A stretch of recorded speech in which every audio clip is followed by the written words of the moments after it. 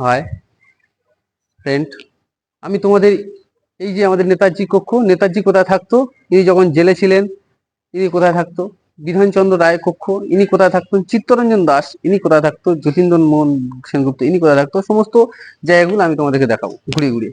ঠিক আছে, এটা বন্ধ করে দেবে না, ছাড় ছাড় ছাড়। এইসব জেলের মধ্যে আসামিরা থাকতো, এর মধ্যে আসামিরা থাকতো, এর মধ্যে অনেক আসামি থাকতো। এইসব এই ঘরগুলো দেখতে পাচ্ছ, এর মধ্যে সমস্ত আসামিরা থাকতো। সব জায়গাটা ঘুরে ঘুরে দেখা। হ্যাঁ, ইংরেজরা প্রচুর শাসন করতো। ভারতীয় সৈনিকদের উপরে প্রচুর চর্চা করতো। যারা দেশের জন্য একটু উঠে পড়ে কথা বলতো তাদের কি প্রচুর মারধর করতো।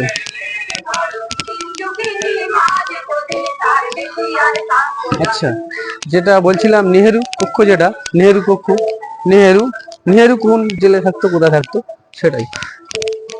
আচ্ছা বাবু, এই মূর্তিটা কিসের? ইন্দিরা গান্ধী।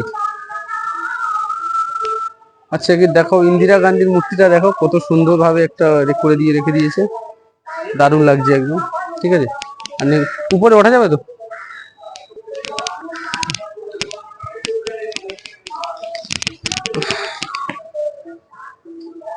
এটাই হলো নেহেরু কক্ষ। নেহেরু যেখানে থাকতো, নেহেরু যখন জেলে ছিলেন যে কক্ষে থাকতো সেইটাই নেহেরু। নেহেরুর ছবিটা একটু দেখা, ভিতর থেকে ধরো, ভিতর থেকে ভালো করে দেখা, একদম। এটা হলো নেহেরুর কক্ষ, নেহেরুর কক্ষ। আচ্ছা, উনি কত সালে জেলে ছিলেন এটা দেখা। 17 ফেব্রুয়ারি 1934 থেকে 17 মে 1934 পর্যন্ত এই কারাকোভরে ছিলেন, এখানেই ছিলেন। ঠিক আছে। আচ্ছা, এটা দেখি, ওই জেলেও লোক থাকতো, এখনো নেই বর্তমান। এই জায়গাটাই উনি থাকতো আর কি। এটাই জওহরলাল নেহেরুর একটা 1989 সালের একটা, হ্যাঁ না,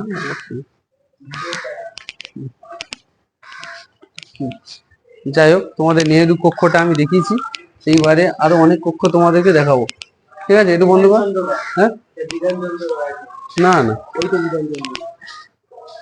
ডক্টর বিধানচন্দ্র রায়ও কক্ষ ছিলেন বোধ হয়, কিন্তু এখানে কোনো বোর্ড নেই তো কি করে বলবো বিধানচন্দ্র রায় ছিলেন। ঠিক আছে, এসো একটু বেরিয়ে এসো, একটু বন্ধ করো।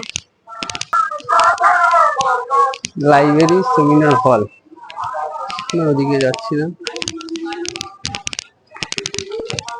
এটা আমি পরে দেখছি। ঘরগুলো তো বন্ধ রয়েছে।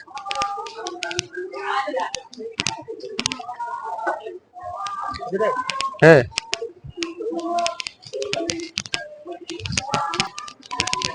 হচ্ছে এখন লাইব্রেরি।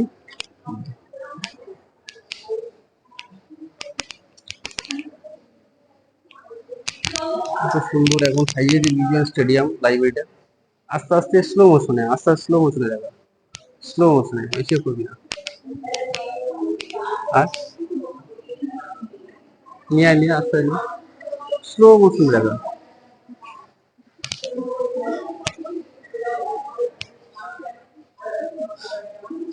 মানে বিভিন্ন চিত্র এরা ফুটিয়ে তুলেছে, যেসব চিত্র দেখতে পাচ্ছ খুব সুন্দর।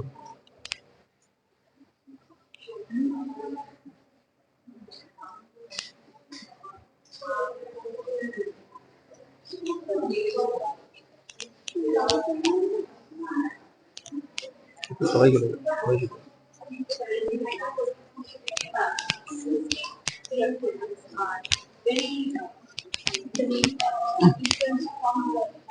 পুরো আলিপুর জেলটাকে এখানে তুলে ধরেছে, পুরো আলিপুর জেলটাকে এখানে তুলে ধরেছে, বুঝতে পারছি, পুরো আলিপুর জেলটাকে তুলে ধরেছে শিল্প তুলে।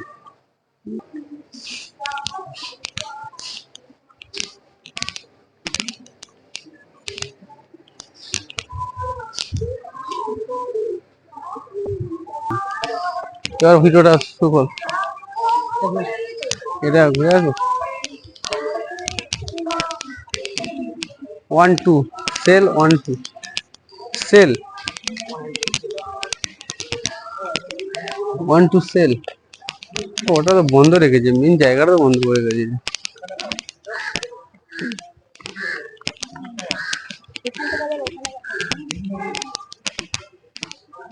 দেরিকা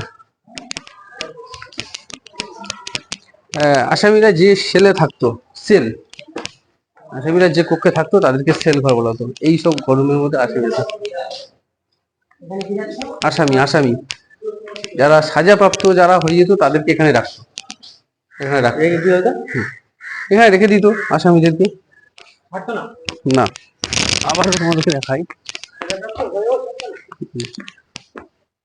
এই সব কক্ষগুলো দেখতে পাচ্ছ, কত ছোট ছোট কক্ষ ইংরেজরা বানিয়েছিল।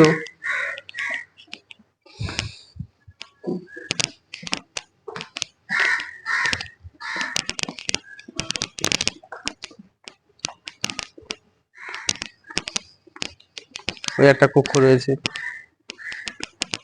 সিঁড়িটা কোথায়? দোতলাটা ওপার থেকে না বন্ধ করো, বেরোতে পারতো।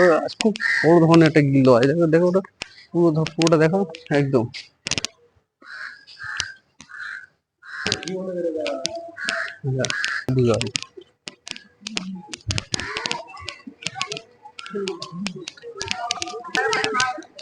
পুলিশ, হ্যাঁ দেখাতে নিয়ে এসছি। হ্যাঁ পুলিশ মিউজিয়াম, এটা দেখাবো পুলিশ মিউজিয়াম। দেখা দেখা উঁচু করে দেখা, সবাইকে দেখাবো।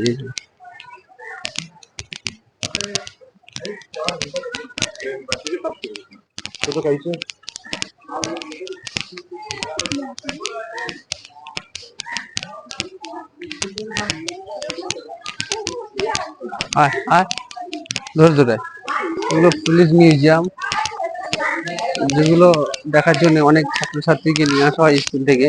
তারা অনেকে এইসবগুলো দেখেনি, তাদেরকে আমি সব প্রত্যেকটা রুম ঘুরিয়ে ঘুরিয়ে আসছে, এগুলো আমি দেখাবো।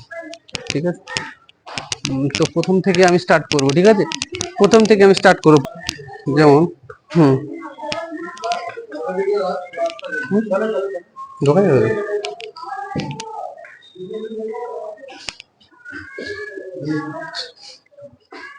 লোহার বোমা, এগুলো লোহার বোমা। ঠিক আছে, এটা হচ্ছে গিয়ে 27 আগস্ট 1927, হ্যাঁ, সালফিয়ার গৌরমোহন দাসের বাড়িতে লোহার বোমা খোল পাওয়া যায়। সেই লোহার বোমার খোলটা এখানে এই রেখে দিয়েছে, এই লোহার বোমার খোল। আচ্ছা, এখানে হাত দেবেন না, এর হাত দিতে হাত দেবেন না। এটা হলো পিস্তল, পিস্তল। হ্যাঁ, পূর্বস্থলী রেল স্টেশন সত্যরঞ্জন বসুর কাছ থেকে 6 চেম্বারের রিভলভার উদ্ধার করা হয়েছে 2রা অক্টোবর 1915 সালে শিবপুর ডাকাতি মামলায়। তাহলে শিবপুর ডাকাতি মামলায় সত্যরঞ্জন বসুর কাছ থেকে 6 চেম্বার মানে 6 একটা রিভলভার পাওয়া গেছে। সেই ফটোটা তোমাদেরকে দেখাচ্ছি। আবার আরেকটা এদিকে নিয়ে হাত দিবি না। এটা একটা 1930 সালে 25শে আগস্ট অনুজা চরণ সেনগুপ্তের কাছ থেকে 6 চেম্বার রিভলভার পাওয়া যায়। আবারও 6 চেম্বার রিভলভারটা পাওয়া যায়, সেই রিভলভারের ছবিটা। আচ্ছা, এবিএম সূত্রে 4 ব্যারেল পিস্তল উদ্ধার। সে পিস্তলটা কিরম দেখি উদ্ধার 1918 সালে কি মনমোহন সিং থেকে, মনমোহন সিং থেকে। এই ছবিটা ভালো করে দেখা একটু, পিস্তলটা লেখাটা। খুব উন্নত মানের পিস্তল এগুলো, ছোট ছোট পিস্তল ছিল আগে, এগুলো ব্যবহার করা হতো। ঠিক আছে, নিয়ে সব করো।